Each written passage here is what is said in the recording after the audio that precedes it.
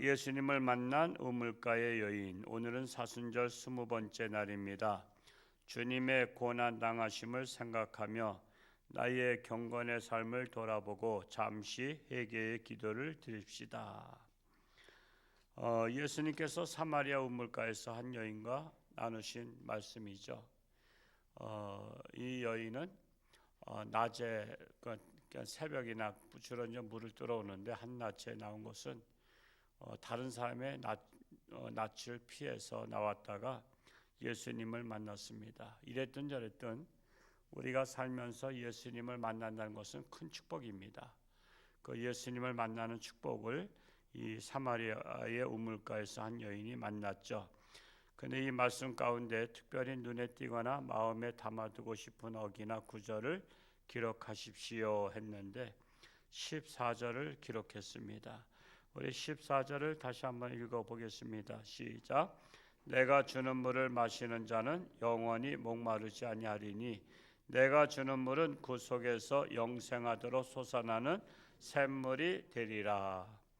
저 우물가의 여인에게 물을 한 잔 달라고 했었는데 예수님께서 내가 주는 물은 이 물보다 더 귀한 것이다. 영생을 주는 물이다. 그러니까 이 우물가 여인이 이해를 못하죠. 예수님은 비유로 항상 말씀하셔서 비유는 깨닫는 자가 복이 있습니다. 들을 끼는 자가 복이 있습니다. 그래서 우리에게 깨달음을 달라고 늘 기도해야 되는 것인데 사마리아 여인은 세상 물을 들어왔지만 예수님은 영생의 물을 주러 오신 분이시다라는 것입니다. 그러면 여기에서 물과 비유한 영생의 물은 무엇일까요? 예, 말씀입니다. 말씀. 지금 말씀을 영생의 물을 말씀으로 비유한 거예요. 그래서 주님의 말씀을 받아들이면 우리가 물을 마시면 우리가 살듯이 육신은 물을 먹어야 돼요. 우리 육신의 70%가 수분이라고 하잖아요. 그래서 물을 마셔야만 살 수가 있습니다. 지금 오늘쯤 비가 온다는 소식도 있는데 비가 오지 아니하면 계속해서 산불이 나고 있습니다. 축구장 2만 개 정도의 산을 불을 태웠다 그래요. 근데 문제는 참 그게 일부러 방화범들도 있고요. 그리고 또한 실수해서 그냥 담배 피거나 이런 분들이 산 근처에서 담배를 폈다가 무심결에 버린 것이 그것이 또한 불이 날 수도 있습니다. 그렇기 때문에 참으로 여기 우리 홍천에도 조심해야 될 것은 내가 순수한 마음으로 밭에다가 불을 핀다 그랬다가 그 불이 번져가지고 날 수도 있거든요. 그 산불 내면 벌금이 엄청 큰 거 아시죠? 엄청 큽니다. 뿐만 아니라 벌금이 문제가 아니라 남의 생명을 앗아갈 수도 있습니다. 이번에 이게 불 때문에 20명 이상의 생명을 잃었잖아요. 그 얼마나 안타까운 일이에요, 여러분.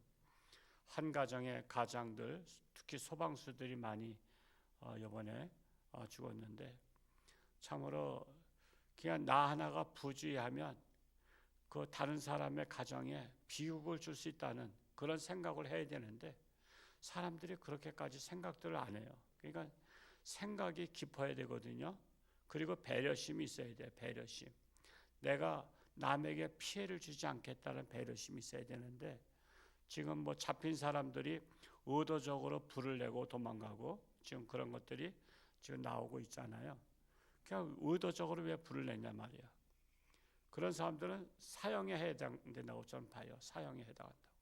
그 사람을 죽이는 행위잖아요. 그래서 지금 끌 수가 없어요. 소방차가 가서 헬기가 가서 한계가 있어요. 그래서 지금 비가 와야 돼. 비가 와서 정말 이 산을 다 적셔놔야 돼요. 산을 지금 다 말라가지고 중국이나 지금 나라마다 지금 산불이 아주 대단해요. 그래서 이 물이 굉장히 중요한 거예요. 물은 우리가 마시기도 하지만 또 이렇게 또 산을 적셔서 모든 식물이 다 살 수 있도록 하기도 하는 겁니다. 그래서 지금 물이 굉장히 중요한데 영생의 물은 더 중요하다는 거예요. 우리가 세상 물은 우리가 살아있을 동안에만 필요한 물인데 영생의 물은 영원히 생명을 유지하는 물이에요. 영원히 생명을 유지한다. 그래서 우리가 하나님의 말씀이 영생의 물이라고 표현하고 있어요. 그래서 우리는 하나님의 말씀에 대한 갈급함이 있어야 돼요. 우리는 목마르면 얼른 물 찾잖아요. 목마르면 물을 찾듯이 우리의 영혼이 갈급하면 우리가 말씀을 찾아야 돼요. 말씀을. 그래서 하나님의 말씀을 내가 끊임없이 읽고 그것이 내 마음판에 사기도록, 그래야 우리는 견고한 신앙인이 돼요. 그래야 흔들리지 않아요. 흔들리지 않아요.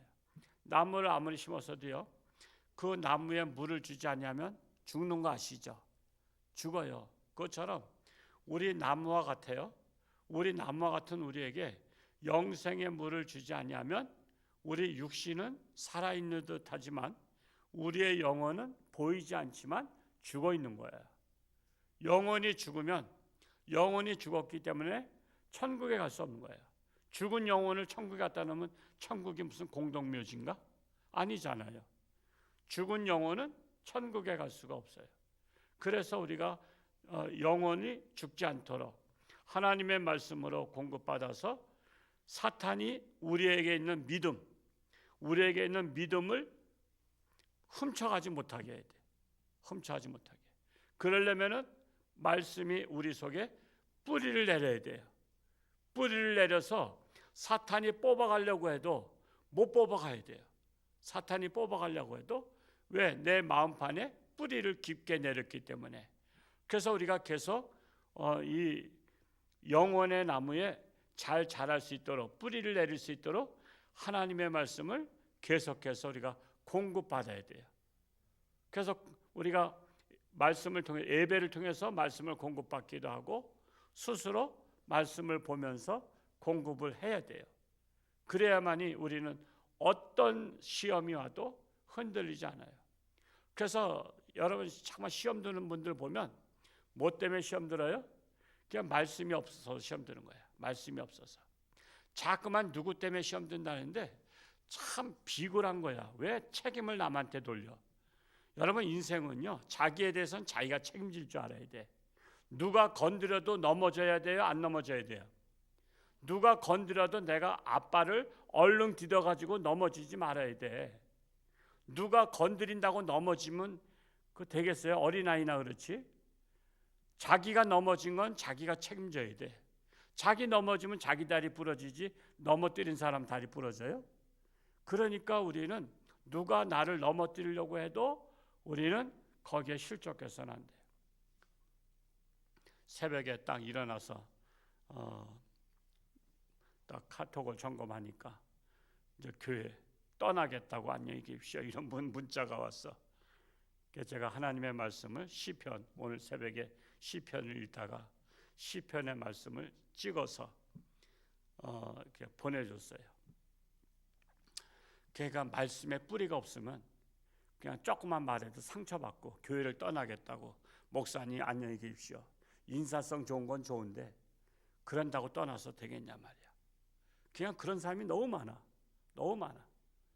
일일이 다 누구라고 말할 수는 없지만 그냥 툭 하면은 떠나겠다는 사람들이야. 툭 하면 떠나겠다는 거야.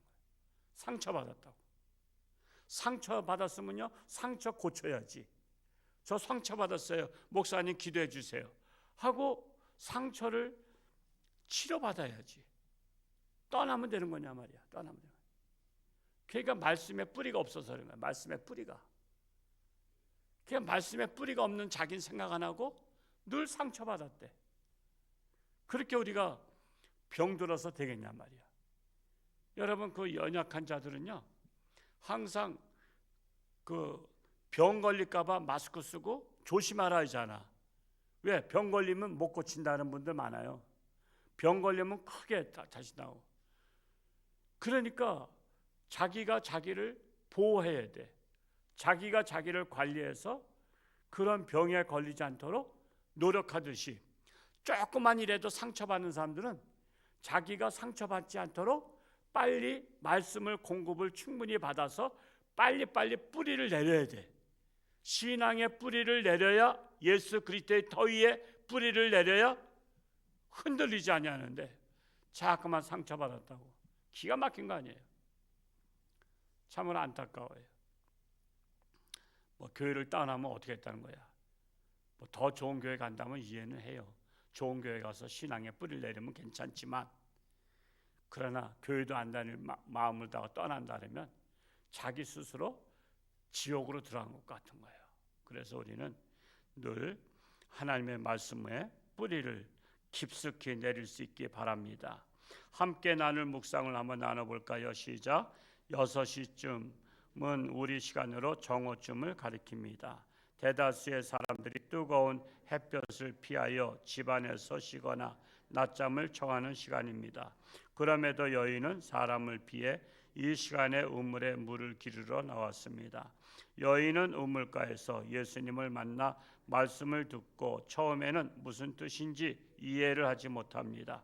하지만 예수님과의 대화를 통해 자신을 발견하고 예수님을 인격적으로 만남으로 삶의 기쁨과 감탄을 회복합니다. 그리고 놀라 흥분된 마음으로 마을로 달려가서 사람들을 놀라게 합니다. 전도는요, 진리를 깨달은 자가 전하는 거예요. 흥분했잖아. 이 여인도 처음에는 깨닫지 못하다가 예수님하고 말씀을 하는 중에 예수님께서 주시는 물은 영생의 물이다. 그 영생의 물이 말씀이라는 것을 깨닫고 나니까, 이 진리를 깨달으니까 전도하지 않고는 못 견딘 거예요. 그래서 그 물 항아리를 딱 놓고 그냥 마을로 달려가서 내게 영생의 물을 주신 분을 내가 만났다. 빨리 와라. 이분 가시기 전에. 그래가지고 마을에 가서 온 동네 사람들 다 전도한 거예요. 마을 사람들한테 소식을 전하는 거, 예수님을 전하는 게 전도하는 거야. 그건 누가 해요? 진리를 깨달은 사람이 전도하는 거야. 그러니까 전도를 안 한다는 것은 진리를 깨닫지 않았거나 진리에 대해서 그게 가치를 모르기 때문에 안 하는 거예요. 여러분, 우리 홍천에 뭐 예를 들어서 아주 기쁜 소식이 있으면 나만 알고 있어? 남들에게도 알려줘. 남들에게도 알려주지. 그러니까 예수님의 소식은 기쁜 소식이거든요. 복된 소식이야. 그러니까 진리를 깨달으면 전도하지 않고는 못 견딘다니까. 내가 믿는 예수, 나에게 영생을 주신 예수님을 전하지 않고는 못 견뎌. 이 사마리아 여인이 그랬던 거야. 진리를 깨달으니까 입이 근질근질해서 전하지 않고는 못 견뎌. 그러니까 마을로 달려가서 빨리 예수님 떠나기 전에 빨리 와서 예수님 만나봐. 그런 것처럼 우리에게도 정말 이번에 진리를 깨달은 자마다 이 사마리아 여인과 같이 복음을 전할 수 있기를 축복합니다. 한 줄의 기도를 읽어볼까요? 시작. 기쁨과 감탄을 잃어가는 우리에게 찾아오셔서 감탄하고 기뻐하고 흥분하게 하시는 주님의 은혜로 우리의 삶이 주님이 주시는 기쁨과 감동과 흥분으로 채워지게 하옵소서. 바로 주님의 말씀 붙잡고 하나님, 제 안에도 늘 영생의 물, 하나님의 말씀, 생명의 말씀, 살아있는 말씀으로 늘 공급받아서 견고한 뿌리를 내리게 하여 주옵소서라고 기도하시다가 돌아갈 수 있기를 축복합니다. 할렐루야. 고맙고 감사하신 아버지 하나님, 오늘도 새날 주셨사오니 오늘 하루도 하나님과 동행하며 승리하는 하루가 되기를 간절히 소원합니다.